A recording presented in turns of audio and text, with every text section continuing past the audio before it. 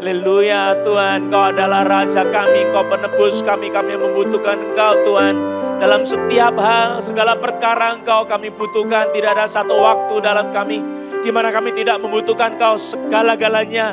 Engkau adalah kebutuhan kami, Engkau adalah kekuatan kami, Engkau adalah penghiburan kami, adalah tempat perteduhan kami turun-temurun. Dari sejak sebelum dunia dijadikan, dari selama-lamanya sampai selama-lamanya, Engkau adalah Allah yang hidup.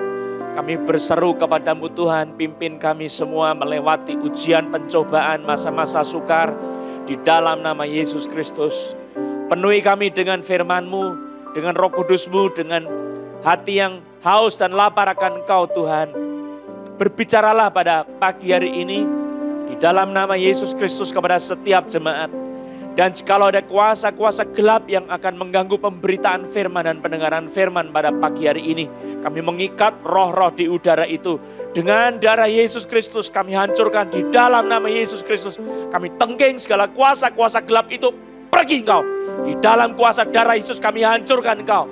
Dan kami tidak izinkan ada anak-anak Tuhan yang diganggu pada saat ini, baik dengan kesehatan maupun juga konsentrasi yang buyar atau konsentrasi yang berkurang dalam pendengaran firman Tuhan. Kami patahkan segala pekerjaan iblis itu, roh kematian, roh COVID-19, kami hancurkan kau dalam nama Yesus. Oleh darah Yesus, oleh kuasa Roh Kudus, kami dibebaskan bukan oleh kekuatan manusia dalam nama Yesus Kristus. Dan pada saat ini Roh Kudus, Engkau yang berkhotbah bukan manusia. Engkau yang bekerja berbicara di dalam nama Yesus Kristus. Roh Kudus nyatakan kemuliaan-Mu demi nama Tuhan Yesus Kristus. Terima kasih Roh Kudus, terima kasih Bapa di surga, terima kasih Yesus Kristus. Demi nama Tuhan Yesus Kristus kami berdoa, haleluya, amin. Saudara yang dikasihi oleh Tuhan Yesus Kristus, kita akan bersama-sama membuka firman Tuhan dari kitab suci Yeskiel pasal 11 ayat yang ke-14. Terus kita akan membaca sampai 25. Yeskiel pasal yang ke-11 ayat 14 sampai 25. Saya akan membacakan, demikianlah firman Tuhan. Kemudian datanglah firman Tuhan kepadaku, hai anak manusia, penduduk-penduduk Yerusalem berkata tentang semua saudara-saudaramu, tentang kaum kerabatmu dan segenap kaum Israel dalam keseluruhannya. Mereka telah jauh dari Tuhan. Kepada kami tanah ini diberikan menjadi milik. Saudara, ini adalah satu pengantar yang mana firman Tuhan akan dikatakan bagaimana, yaitu bahwa bangsa asing, orang Babel berkata tentang penduduk-penduduk Yerusalem dan tentang semua umat Tuhan yang ada di Yerusalem yang sudah dibuang jauh dari Tuhan. Mereka ada di tempat yang jauh dari tanah Kanaan, dari Yerusalem. Dan diolok-olok oleh mereka, hai anak manusia, penduduk-penduduk Yerusalem berkata tentang semua saudara-saudaramu, tentang kaum kerabatmu dan segenap kaum Israel dalam keseluruhannya. Mereka telah jauh dari Tuhan, kepada kami tanah ini diberikan menjadi milik. Jadi kepada bangsa asing tanah itu, tanah Yerusalem, tanah dari Yehuda diberikan untuk menjadi milik dari bangsa Babel. Nah saudara-saudara, apa yang dikatakan di dalam ayat 16? Oleh sebab itu katakanlah, beginilah firman Tuhan Allah, walaupun aku membawa mereka jauh-jauh di antara bangsa-bangsa dan menyerahkan mereka di negeri-negeri itu, dan aku menjadi tempat kudus. Kalau dalam bahasa Indonesia, aku menjadi tempat kudus yang sedikit artinya bagi mereka di negeri-negeri di mana mereka datang. Kalau saudara nanti membaca terjemahan-terjemahan yang lain, artinya tidak seperti yang ditulis oleh bahasa Indonesia. Saya bacakan ya, terjemahan dari New King James. Be a little sanctuary. Jadi Tuhan menjadi tempat kudus yang kecil. Di tengah-tengah pergolakan di mana bangsa Israel dibawa pergi ke bangsa Babel, dibuang di situ. Allah menjadi a little sanctuary. Be a little sanctuary. King James menerjemahkan as a little sanctuary, sebagai tempat kudus yang kecil. Yang literal translation, ini terjemahan literal sekali. For a little sanctuary, menjadi tempat kudus yang kecil. New American Standard Bible menerjemahkan hanya a sanctuary a little while. Jadi satu tempat kudus untuk satu periode yang sebentar saja. English Standard Version menerjemahkan a sanctuary for a while.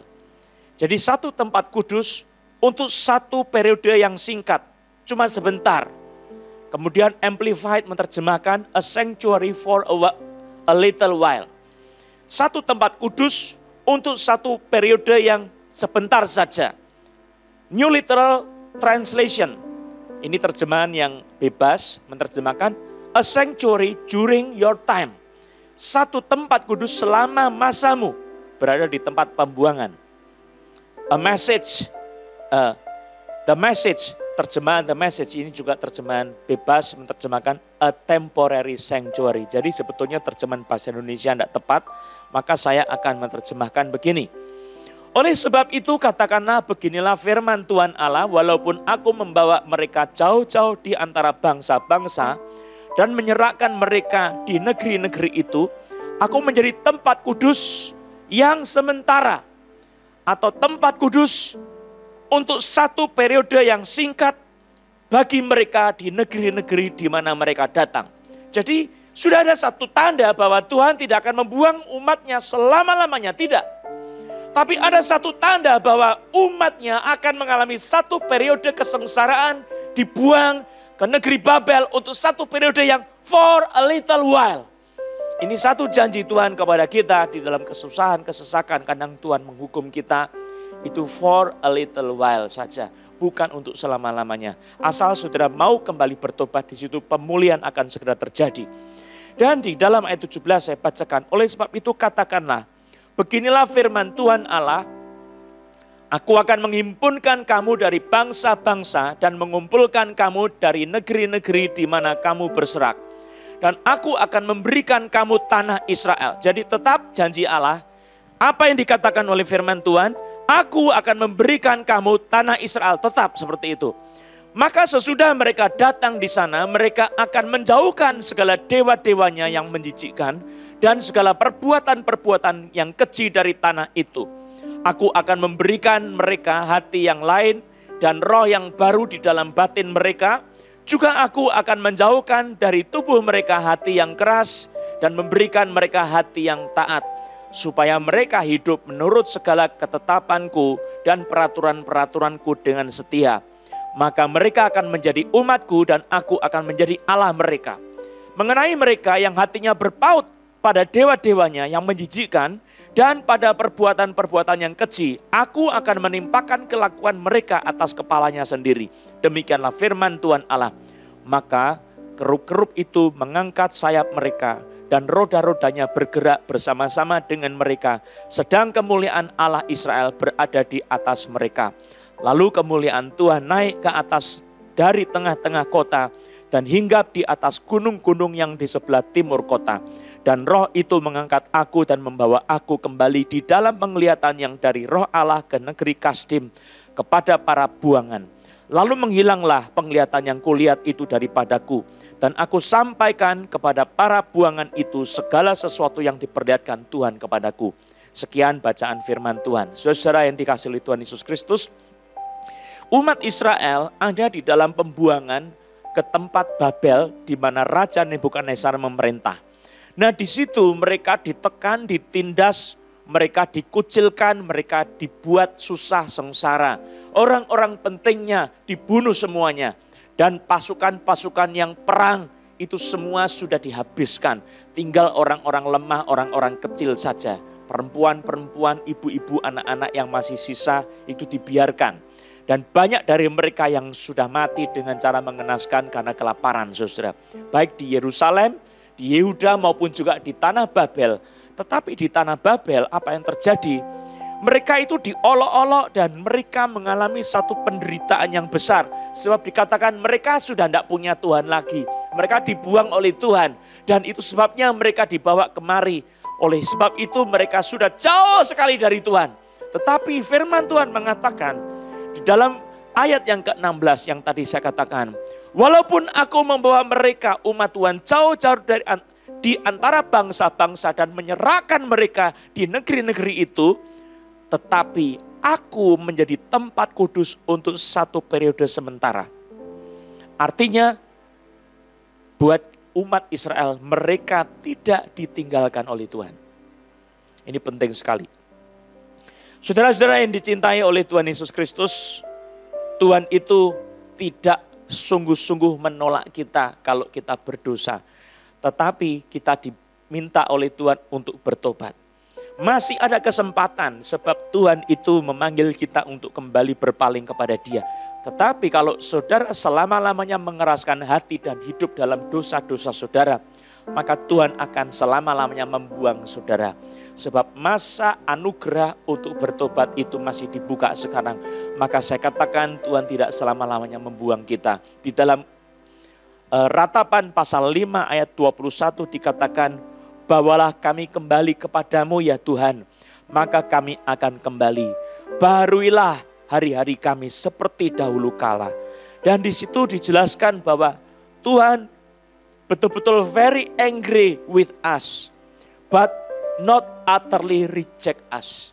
Itu satu hal yang penting sekali. Tuhan sangat murka kepada umatnya sebab mereka menyembah berhala. Mereka hidup menyembah berhala. Itu jangan pikir saudara menyembah berhala itu hal yang biasa. Di dalam kitab suci, Tuhan itu tidak mau dinomorduakan. Saudara, tidak ada istri yang mau jadi nomor 2, nomor 3, nomor 4. Apalagi Tuhan. Tuhan itu pencipta langit dan bumi. Dan Tuhan itu adalah penebus kita. Dia yang memiliki hidup kita. Masakan kita yang dimiliki, kita yang dicipta, kita menyembah kepada yang bukan pencipta tapi setan. Atau menyembah kepada roh-roh jahat di udara. Saudara, itu sebabnya di dalam kitab suci, Tuhan very very angry terhadap umat Israel. Sangat marah sekali kepada umat Israel. Dan mereka dibuang menuju ke tanah Babel. Saudara, di situ mereka mengalami kesusahan. Tetapi saudara itu punya tujuan yang baik. Yaitu karena kasihnya. Saya bacakan Yeremia 46 ayat 28. Maka engkau janganlah takut hai hambaku Yakub. Ini masa-masa pembuangan dikatakan. Maka engkau janganlah takut hai hambaku Yakub. Yeremia 46 ayat 28. Demikianlah firman Tuhan, sebab aku menyertai engkau. Segala bangsa yang keantaranya engkau kucerai beraikan akan kuhabiskan. Tetapi engkau ini tidak akan kuhabiskan. Aku akan menghajar engkau menurut hukum, tetapi aku sama sekali tidak memandang engkau tak bersalah. Jadi ini adalah satu ketetapan firman Tuhan. Umat Tuhan ada di dalam tangan Tuhan.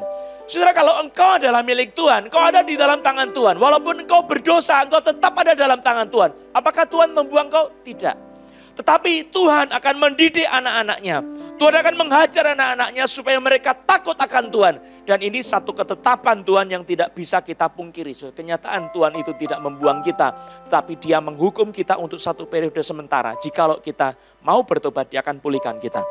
Nah, saudara-saudara yang dikasihi Tuhan Yesus Kristus, Tuhan memberikan janji yang indah agar jangan takut, jangan kecil hati, tetapi tetap percaya bahwa Tuhan sendiri menyertai kita dalam kesusahan kita.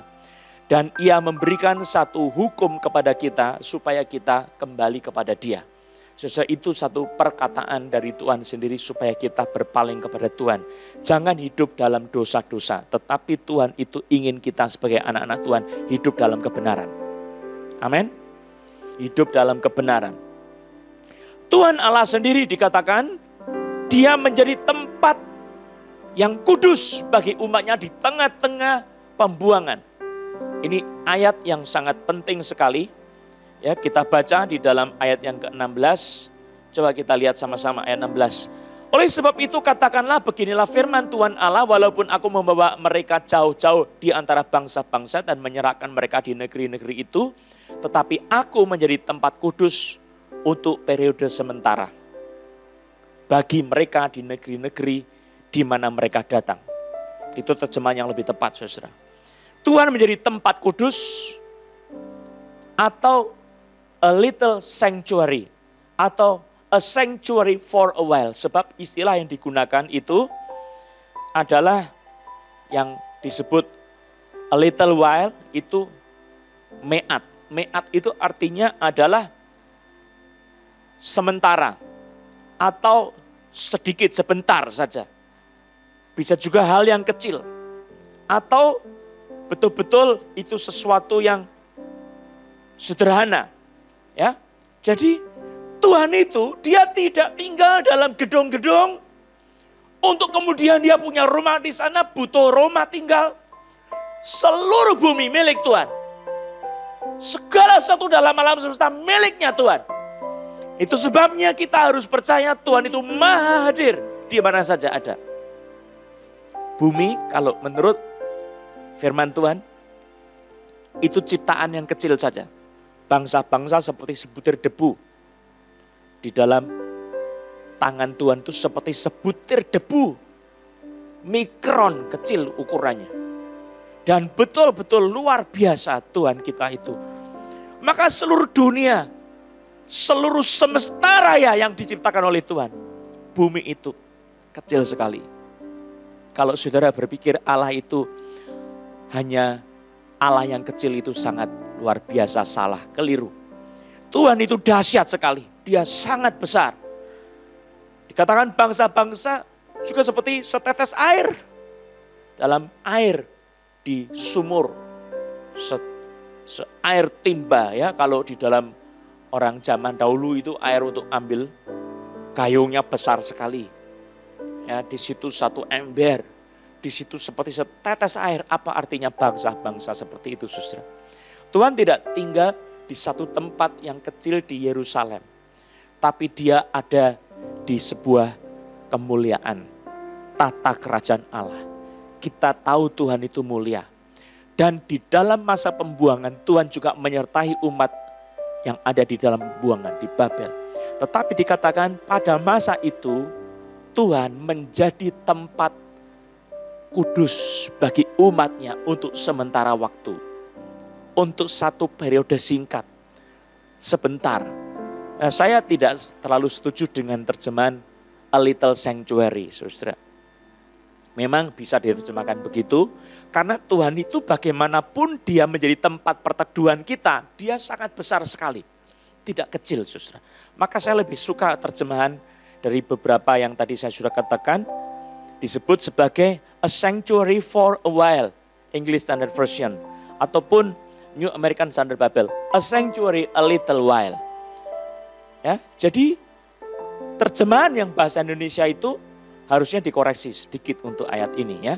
Tuhan itu adalah Tuhan yang menyediakan dirinya sebagai tempat perlindungan umatnya pada masa kesesakan. Ini yang saudara harus ingat selalu pada masa pencobaan, masa ujian. Kita bisa mendapatkan pertolongan Tuhan, yaitu kita datang kepada Tuhan di dalam kesederhanaan kita. Kita datang apa adanya, memang tidak ada tempat yang istimewa, megah, tidak ada.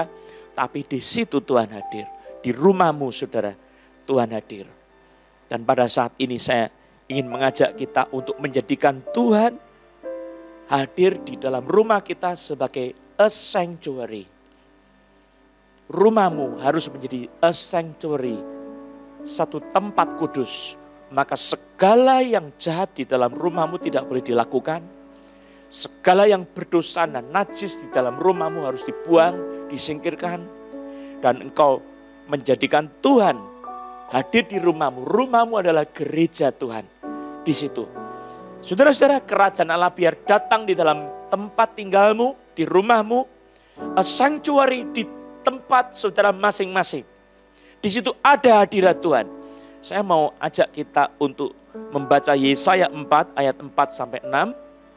Dikatakan di situ, apabila Tuhan telah membersihkan kekotoran putri Sion dan menghapuskan segala noda darah Yerusalem dari tengah-tengahnya dengan roh yang mengadili dan yang membakar, maka Tuhan akan menjadikan di atas seluruh wilayah Gunung Sion dan di atas setiap pertemuan yang diadakan di situ segumpal awan pada waktu siang dan segumpal asap serta sinar api yang menyala-nyala pada waktu malam. Sebab di atas semuanya itu akan ada kemuliaan Tuhan sebagai tudung. Saudara, Yesaya sebagai orang yang percaya di tengah-tengah masa kesusahan. Saudara, Yesaya, Yeremia, Yeskiel itu hidup dalam satu periode masa sebelum pembuangan dan sampai masa pembuangan. Saudara, dikatakan di sini Tuhan itu menjadi tempat yang dimana Dia pada waktu siang hari, dia menjadi segumpal awan pada waktu siang dan segumpal asap serta sinar api yang menyala-nyala pada waktu malam. Jikalau umat Tuhan terus percaya sama Tuhan. Ini penting sekali. Saudara, dalam masa-masa COVID-19 melanda seluruh dunia, saya ingin mengajak kita tetap menjadikan Tuhan sebagai perlindungan kita. Dia akan berjaga-jaga bagi kita. Dia akan melindungi kita. Dia akan berserta dengan kita. Dia akan menolong kita. Dikatakan di sini, di setiap pertemuan yang diadakan di situ, kalau saudara bersekutu sama Tuhan, ada segumpal awan pada waktu siang dan segumpal asap serta sinar api yang menyala-nyala pada waktu malam. Saudara, itu adalah satu bentuk miniatur di mana saudara kelompok kecil dilindungi sesuai dengan kelompok saudara. Setiap keluarga akan dilindungi oleh Tuhan kalau engkau menjadikan Tuhan sebagai tempat perteduhan. Dan di sini a little sanctuary harus betul-betul terjadi. Saudara, kuduskan rumah tempat tinggal saudara. Hiduplah kudus di rumah saudara. Mulailah yang baru, jangan memulai dengan kekotoran, kenajisan. Kalau saudara suka nonton WA, saudara, gambar-gambar porno dibuang semua. Ya, video-video porno buang semua. Berdoa menangis di hadapan Tuhan. Sebab kalau saudara tidak bisa membersihkan kekotoran itu, Tuhan akan menurunkan murkanya atas rumah tangga saudara. Dan saya mau mengajak kita semua menguduskan diri betul-betul. Kenapa umat Israel dibuang oleh Tuhan? Sebab mereka menyembah berhala, sebab mereka hidup dalam kenajisan. Itu sebabnya Tuhan memukul mereka dengan segala kesusahan, dengan pedang, dengan kelaparan, dengan bencana bangsa asing menyerang, saudara. Dan di situ mereka dibuang, saudara. Sebab apa? Mereka tidak hidup di dalam kebenaran firman. Saudara, dikatakan di dalam ayat yang ke-6, sebagai pondok tempat bernaung pada waktu siang terhadap panas terik dan sebagai perlindungan dan persembunyian terhadap angin ribut dan hujan. Coba ini perhatikan. Saya tadi baca dari Yesaya pasal 4 ayat 4 sampai 6, tadi ayat 4 sampai 6 ya, saya bacakan sekali lagi. Apabila Tuhan telah membersihkan kekotoran putri Sion, sudah menyucikan dan menghapuskan segala noda darah Yerusalem dari tengah-tengahnya dengan roh yang mengadili dan yang membakar, maka jadi pengudusan lebih dulu, maka akibatnya Tuhan akan menjadikan di atas seluruh wilayah Gunung Sion dan di atas setiap pertemuan yang diadakan di situ segumpal awan pada waktu siang dan segumpal asap serta sinar api yang menyala-nyala pada waktu malam. Sebab di atas semuanya itu akan ada kemuliaan Tuhan sebagai tudung. Jadi ayat di dalam kitab Yesaya ini bicara tentang keadaan Yerusalem, di mana ada umat Allah yang masih tersisa di situ, yang ditinggalkan, yang mengalami kesusahan. Di situ pun Tuhan akan menjadi tempat kudus. Asal ada pertemuan yang hidupnya kudus dengan Tuhan, bersekutu bersama-sama. Dan dijelaskan ayat yang ke-6, sebagai tempat bernaung, pondok tempat bernaung pada waktu siang terhadap panas terik. Jadi kalau saudara ada di Palestina, di Israel, panasnya siang itu panas sekali saudara. Suhunya 40, sekitar itu ya. Bagaimana panasnya? Oh, panas sekali.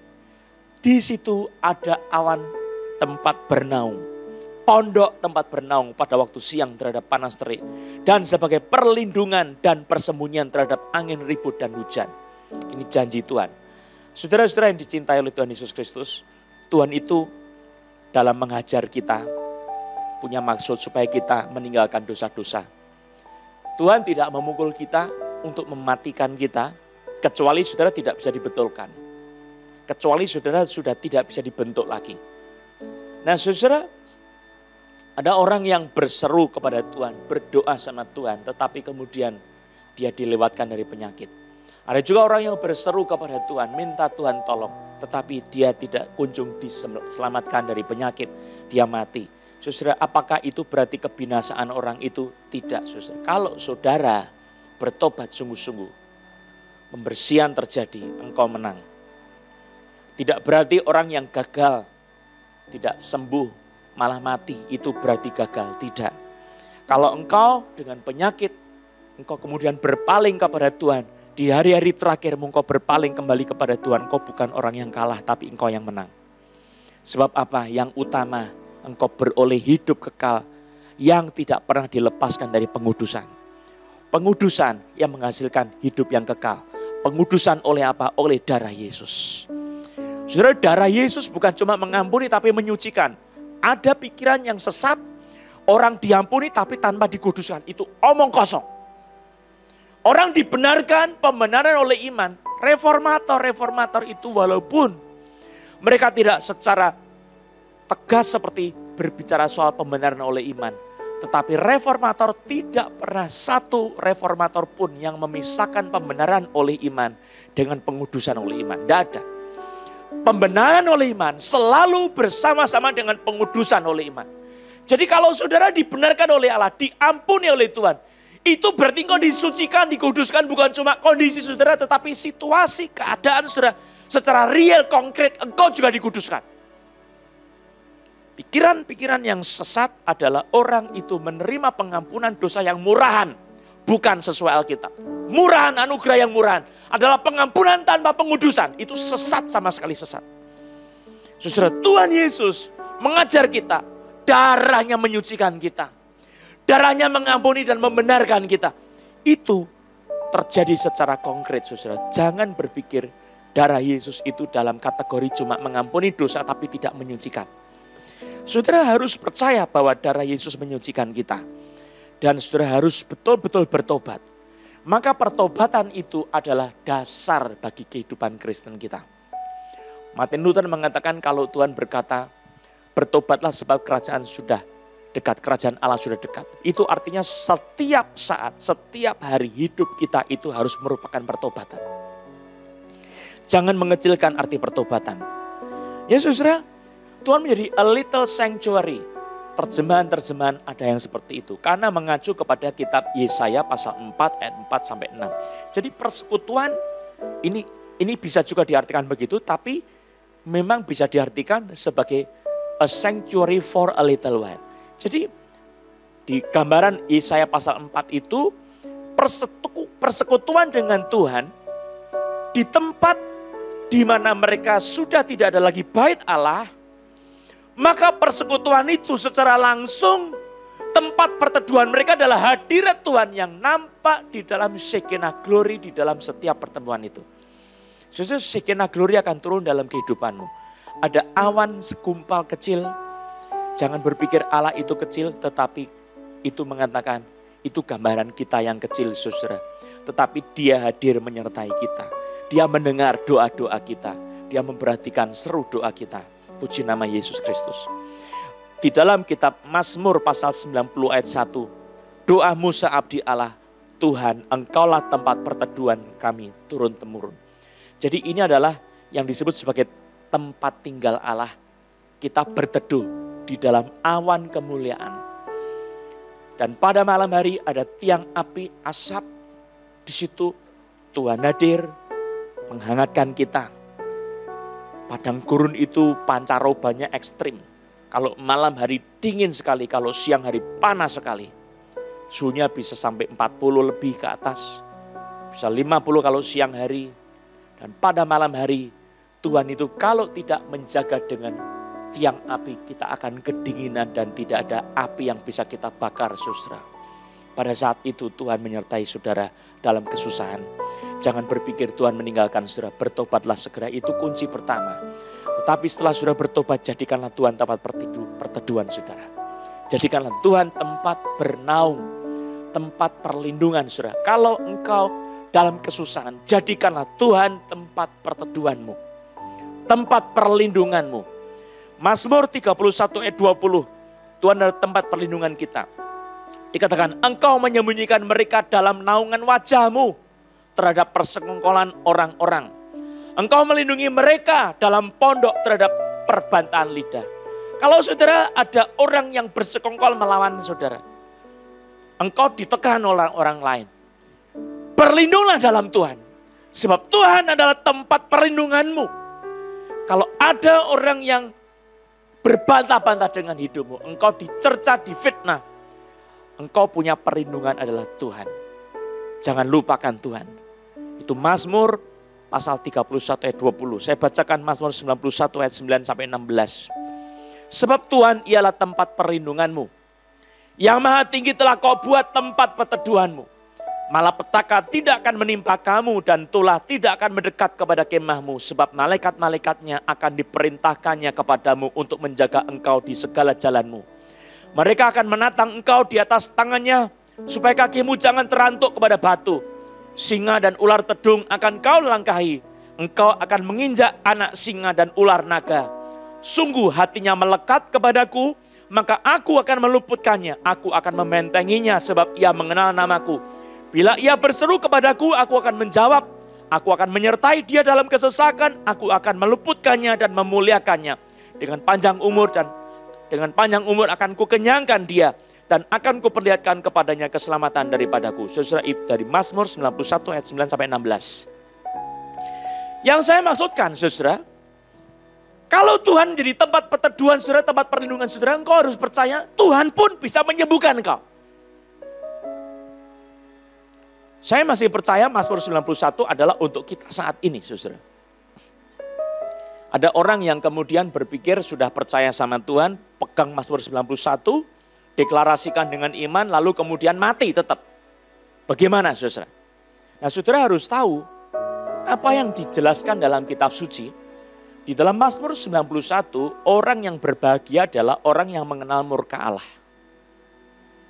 Bisa bijaksana karena mengenal murka Allah. Saudara harus tahu, di dalam periode murka, kalau dalam bahasa Alkitab itu masa kegeraman Tuhan. Itu Tuhan sedang geram sama dosa-dosa kita. Maka yang terjadi, saudara, engkau beriman tidak ada guna. Tidak berguna sama sekali. Kalau engkau tidak bertobat, engkau masih berkanjang dalam dosa-dosamu, engkau dalam masa kegeraman, engkau percaya sama Tuhan, engkau lindung sama Tuhan, engkau berserah sama Tuhan, tetap engkau tidak mau bertobat, doa-doamu tidak ada gunanya. Kalau engkau masih percaya sama Tuhan yang menjaga, memelihara hidupmu, dan engkau mau mendapatkan perlindungan Tuhan, engkau harus percaya dan bertobat. Sesuai masa kegeraman Tuhan, itu adalah masa di mana segala janji Tuhan itu akan disingkirkan sama Tuhan, tetapi dia akan menghadapi engkau dengan keadilan. Jadi dosa-dosa kita harus dibereskan dulu. Ya, saudara jangan berpikir Tuhan itu adalah Tuhan yang gampang. Dia adalah Tuhan yang tegas sama firman. Saudara harus tahu itu. Jadi kalau saudara masih mau menerima kasih setia Tuhan dan janji firman Tuhan itu digenapi dalam diri saudara, saudara mesti ikut cara firman Tuhan. Saya mau katakan, iman bekerja tidak boleh ada murka Tuhan. Iman bekerja kalau masih ada murka Tuhan, doamu tidak ada gunanya. Iman kalau bekerja tetapi engkau masih hidup dalam kenajisan, engkau tidak menguduskan diri dari yang jahat, engkau masih hidup berkanjang dalam dosa, maka segala iman kepercayaanmu itu tidak ada gunanya. Sebab apa? Sebab Tuhan masih murka, maka janji Tuhan tidak akan digenapi bagi saudara. Ini penting sekali. Jadi cara kerja iman itu, saudara, iman bekerja oleh kasih, iman bekerja juga di dalam kekudusan. Iman bekerja tanpa murka Tuhan, tapi perkenanan Tuhan yang terjadi. Maka saudara harus hidup kudus. Dan Tuhan itu membuka pintu untuk pertobatan buat kita. Selalu membuka pintu. Saat ini saudara mendengar firman Tuhan ini, berpalinglah kembali kepada Tuhan. Sebab Tuhan tidak membuang saudara. Ini masa perjanjian baru, masa anugerah. Saya katakan, masa Yesus Kristus membuka tangannya dan berkata, marilah kepadaku, hai kamu yang letih lesu dan berbeban berat, aku akan memberi kelegaan kepadamu. Pikulah kuk yang kupasang dan belajarlah kepadaku, karena aku lemah lembut dan rendah hati, dan jiwamu akan mendapat ketenangan. Sebab kuk yang kupasang itu enak dan bebanku pun ringan. Saudara yang dicintai oleh Tuhan Yesus Kristus, pernyataan firman Tuhan jelas. Kita dipanggil untuk bernaung di bawah hadirat Tuhan. Bersekutu bersama-sama dengan Tuhan dalam masa kesesakan. Bereskan dosa-dosamu. Janji Tuhan akan digenapi. Tapi kalau saudara tidak bernaung di dalam Tuhan, engkau pakai kekuatan sendiri, engkau meninggalkan Tuhan dan berkata, Tuhan sudah meninggalkan saya mau menyembah berhala, saya mau tinggalkan Tuhan, saya benci sama Tuhan. Maka akan ditimpakan kepada saudara dosa-dosa saudara. Tetapi Tuhan akan memalingkan mukanya terhadap saudara. Tetapi kalau saudara berpaling kembali kepada Tuhan, menyesali dan bertobat, engkau merendahkan diri, Tuhan tidak membuang engkau. Tangannya terbuka, engkau akan diraih kembali kalau engkau bertobat. Pekerjaan imanmu akan bernilai besar jikalau engkau hidup dalam pertobatan. Iman tanpa pertobatan itu seperti seekor burung punya 2 sayap, tapi 1 sayapnya sudah patah. Mana dia bisa terbang, saudara? Mana bisa dia terbang? Burung itu tidak akan bisa apa-apa. Dia cuma bisa berjalan ke sana kemari, tapi tidak bisa terbang tinggi. Iman itu berjalan bersama dengan pertobatan. 2 sayap burung itu harus dikepakkan bersama-sama. Iman itu bekerja hanya kalau tidak ada murka Tuhan terhadap dosa-dosa kita. Kalau saudara berlindung di dalam naungan Tuhan, bertobat sungguh-sungguh, maka Tuhan mengampuni dosa-dosa kita dan Dia menyucikan kita dari segala pelanggaran-pelanggaran kita. Haleluya. Pada saat ini, mari berpaling kepada Tuhan. Saya akan lanjutkan khotbah ini pada hari Selasa. Serial ya, hari Selasa kita akan mendengar firman Tuhan, menyambung lagi. Mari kita berdoa. Puji nama Yesus. Bapa di surga, kami datang kepadamu di dalam nama Yesus Kristus. Menyerahkan hati kami kepada Tuhan. Di tengah-tengah kesusahan, Engkau adalah tempat perlindungan, perteduhan kami. Di dalam masa pencobaan yang besar, Engkau adalah tempat kami berteduh. Engkau adalah tempat kudus yang sempurna, di mana kami bersekutu kepadamu, di mana kami menengadah kepada Tuhan, berseru dalam pertobatan, percaya kepada Tuhan, maka Tuhan mendengar doa-doa kami. Engkau tidak memalingkan wajah-Mu dari kami, sebab ada pertobatan di dalam hati kami. Maka pada pagi ini Tuhan, bekerjalah dalam hati kami masing-masing, dalam nama Yesus Kristus. Berikan pertobatan yang sungguh-sungguh, iman yang hidup kembali di dalam kasih karunia Tuhan. Iman yang bekerja di dalam kekudusan, bekerja dalam kasih. Bukan bekerja cuman asal percaya yang murahan. Dalam nama Yesus Kristus. Terima kasih Tuhan, pada pagi ini Engkau datang menjamah kami, Engkau hancurkan kekerasan-kekerasan hati kami. Biar kami berhenti dari kebiasaan dosa, ikatan dosa, dari kebiasaan buruk oleh hawa nafsu kami yang membinasakan kami. Oh Tuhan, sucikan kami di dalam nama Yesus Kristus. Bersihkan kami dari kenajisan kami di dalam nama Yesus Kristus. Kami berdoa minta ampun atas segala dosa-dosa kami. Saudara berdoa ngaku dosa apa sebabnya Tuhan murka sama saudara dan meninggalkan kita untuk sementara waktu atau sedang mendidik kita. Mari berdoa minta pengampunan sama Tuhan. Tuhan tidak membuang saudara. Ayo berdoa minta ampun sama Tuhan. Mengaku dosa saat ini dengan hati hancur, menyesal. Dalam nama Yesus Kristus. Mungkin nafsu saudara, perkataan saudara, kebencian saudara, tidak mau mengampuni. Saudara sekarang mesti mengampuni. Dalam nama Yesus, katakan saya mau mengampuni orang-orang yang sudah menyakiti hati saya. Saya mau hidup kudus Tuhan. Saya mau ikuti firman Tuhan. Saya mau melakukan kebenaran firman-Mu dengan setia dalam nama Yesus Kristus. Basuh hati saya, kuduskan dengan darah-Mu. Benarkanlah saya di hadapan Tuhan saat ini dengan darah Yesus, dengan korban Yesus, dengan kebenaran Yesus Kristus. Sehingga Bapa di surga memandang saya sebagai anak Tuhan yang benar, yang kudus, yang setia di dalam Yesus Kristus. Haleluya. Sekarang berdoa minta iman yang aktif, iman yang sungguh-sungguh. Dari Tuhan, bukan dari manusia, dari kekuatan Roh Kudus bekerja dalam diri kita. Dalam nama Yesus, berikan iman Tuhan, untuk kami bernaung bersama-sama dengan Engkau di dalam hadirat-Mu, di dalam Shekinah glory, di dalam awan kemuliaan-Mu, dalam tiang api dan tiang awan. Demi nama Yesus, Shekinah glory bekerja dalam diri kami.